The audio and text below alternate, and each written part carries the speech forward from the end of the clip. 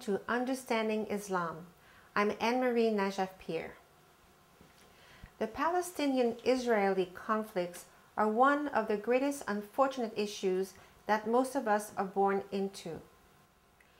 Both groups lived and worked next to each other for many centuries with no significant problems, until a few elite Europeans decided to change that peaceful environment. For the past decades, the Israelis received massive support from the United States, such as billions of dollars per year out of taxpayers, advanced civilian and military equipment so that today Israelis are in possession of their own nuclear weapons, and above all, vetoing any war or humanitarian violations before the United Nations. In addition, countries like France and United Kingdom are among supporters of Israel as well. On the other hand, the Palestinians have been killed, expelled from their own homes, businesses, and farms to the neighboring countries. They have been ignored by the general world media, especially the West, and are subjected to live under continued fear, hunger, poverty, and military attacks by the advanced forces of Israel. However, they continue to be hopeful that one day they would receive a fraction of peace and justice. In December 2008, Israelis conducted massive military attacks on Palestinians in Gaza. They used advanced military technologies, chemical warfare, and blocked any Western press from entering the area. The attacks by Israel resulted in international complaints, demonstrations, and condemnations by international peace groups, as well as resentment by heads of nations. Although the pictures of Israel's military attacks on the civilians, and especially on the children, are too graphic to show on public television, you can view them at many internet websites such as thegazamassacre.com or packalert.wordpress.com. The recent Israel military attacks has rejuvenated the history of the past 60 years of Palestinian-Israel conflicts and has put this issue on the international focal point.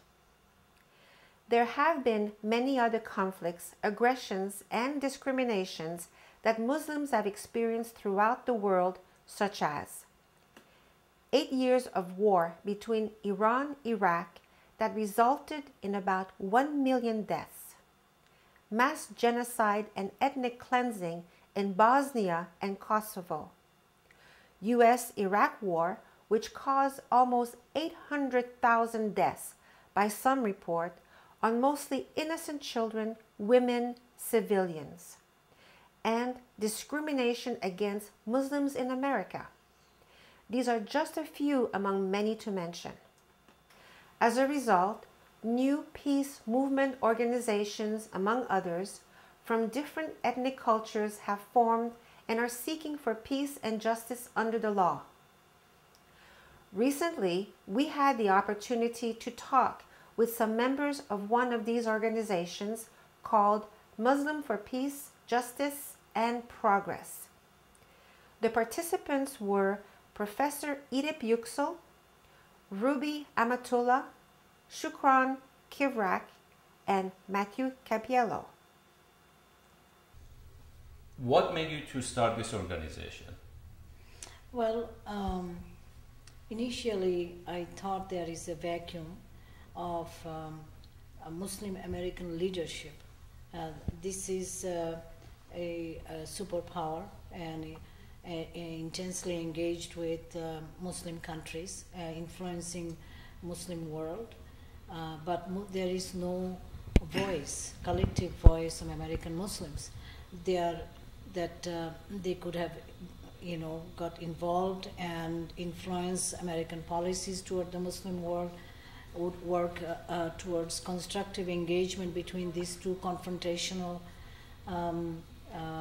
camp of humanity, you may call. Muslim world controls about 76% of the oil reserves of the world, and that is 1/5 of humanity. But I think that it has been unjustly neglected and mishandled in many situations, and out of that a confrontational mindset has intensified between these two groups. The mindset that emerged out of distrust and dislike. Distrust mainly because of long trail of wrong policies and all these things has generated this antagonism and distrust. And I think that American Muslims can play a vital role in bridging the gap, bringing trust and confidence between these two polarized worlds, and that would be immensely helpful and for the interest and welfare of both of these part of the humanity. And I think American Muslims are in a extremely powerful situation. They are the citizens of this superpower, and they are also Muslims. They belong to the greater Muslim community, Muslim world, and so therefore they are conversant with and they are part of both of this controversial or confrontational world, and therefore they can contribute immensely in bridging the gap, working towards constructive engagement.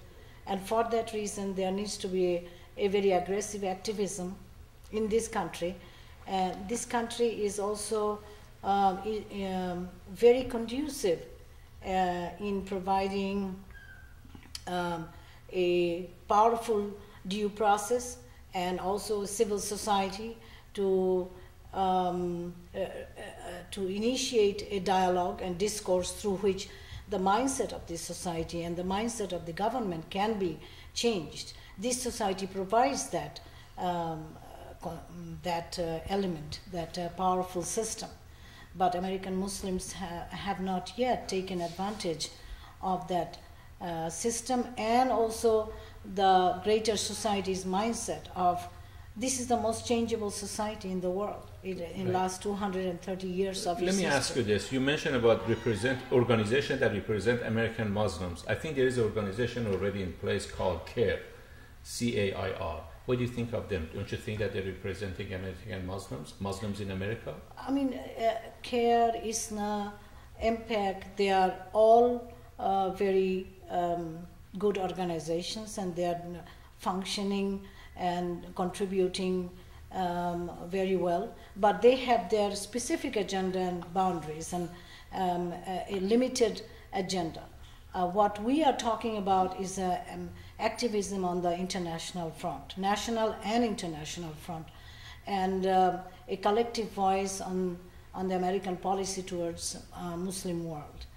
In that regard, CAIR is not working. CAIR is limited to CAIR is like a civil liberties organization for the Muslims.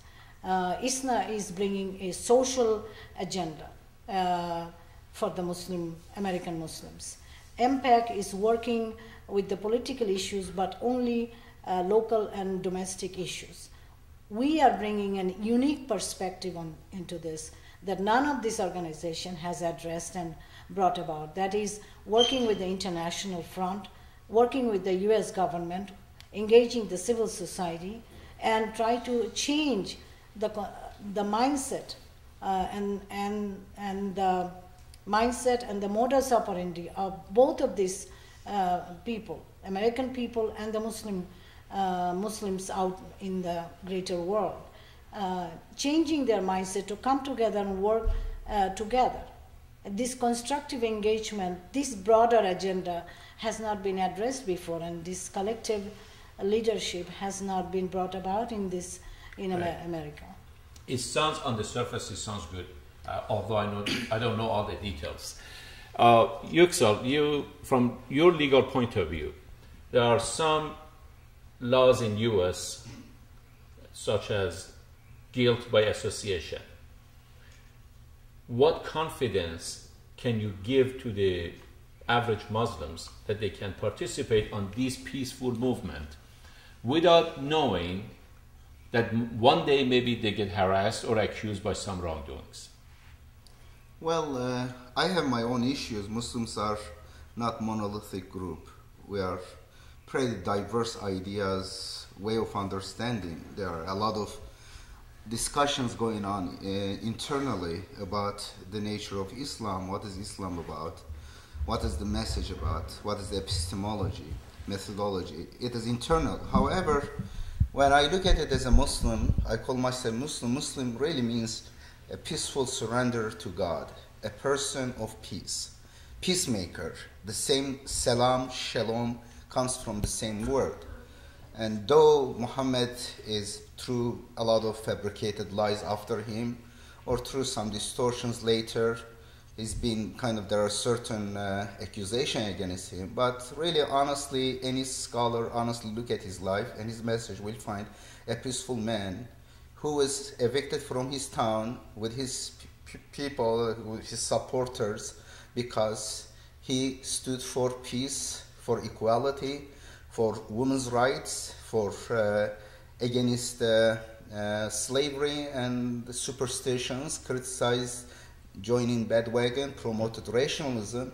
Therefore, the establishment first threatened him, and later they start torturing them, and some of them immigrated, and then he had to leave his town, went to Medina, and he was trusted by groups over there, Christians, Jews, and pagans in Medina. They accepted him as their leader, federal secular leader. He established the Medina city-state. He was the religious and also political leader of Muslims, but also political leader of multi-religious, multicultural, multi-jurisdictional group.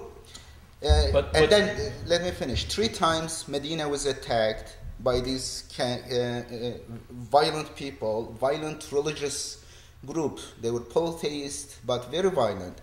3 times they attacked, they killed many of them. And then at the end, his message found a lot of appeal among people with reason. And then with time, they lost power. Mecca lost man. Muslims lost much more in bloody wars. But in terms of minds and souls, when they gained the power, and then they came back to Mecca, Muhammad declared amnesty to those murderers, the people who evicted them from their town, home. Therefore, these men of peace, I follow such a message. But when I see that a fringe group of violent people, extremists, has been depicted as the face of Islam, and the word terrorist is being added to Islamic terrorists, I find I am offended. I find I am stereotyped. I find that there is something going on against a hatred against being Muslim. But I see also on the other side, there are also those who vested interest in confrontation and wars. We should not forget about the war profiteers on both sides. Therefore, Christians, Jews, Muslims who have reason, who have common interest in living peacefully in this planet, small planet, we cannot kill each other, we cannot turn this earth to hell. Therefore, we decided, I am a reformist Muslim. I am one of the authors of Quran Reformist Translation. But I said these Muslims, whether I disagree with them, but majority of Muslims are moderate for peace. When America was attacked, majority of Turkish people, more than 90%, they cried for America. Right. Even in Iran, the majority of Muslims, they felt bad for that. They never agreed. But unfortunately, some people deliberately focused on angriest and ugliest face in Muslim countries. They exaggerated those pictures. I guess what I was trying to get is, if there is a Christian or Jews or others, anyone else, who's looking for peace, and they hear your message, her message, and they want to participate into this movement, what guarantee they have? There's a law in America that says guilt by association. They don't know another person in somewhere around the globe communicate through the email with you, and you don't know that person, and you communicating with that person through the internet. and one day you find out that person was one of those so-called terrorists. Therefore, everyone else in the group are guilty with that as part of that scheme. Now, what security do you think you may, perhaps yourself as a lawyer, can bring, or what can you say to these people that you're immune? Patriot Act, Patriot Act, yeah. So I had the chance to make a research on it, and right now we have no security. We can be arrested, we can be convicted, we can be found as guilty of establishing a terrorist organization. There is no balance between the Muslim Eastern world and the Western world, and Eastern world has no power at all. So I feel I belong to United States, but also I belong to an Eastern nation. So as an Eastern nation citizen, I have no security. I am an American, but there are a lot of Americans who is being convicted or under the interrogation because of what they are saying, because of what they are explaining in a high voice. What I am saying is nobody can assure us that we are secure, and even though how much we talk about the peace, we still can be convicted as not to be peaceful, since the nation we belong, which is the Muslim nation, known as a terrorist nation. I am here, or I am with this organization, and I am with another organizations to make just a difference, maybe just a little.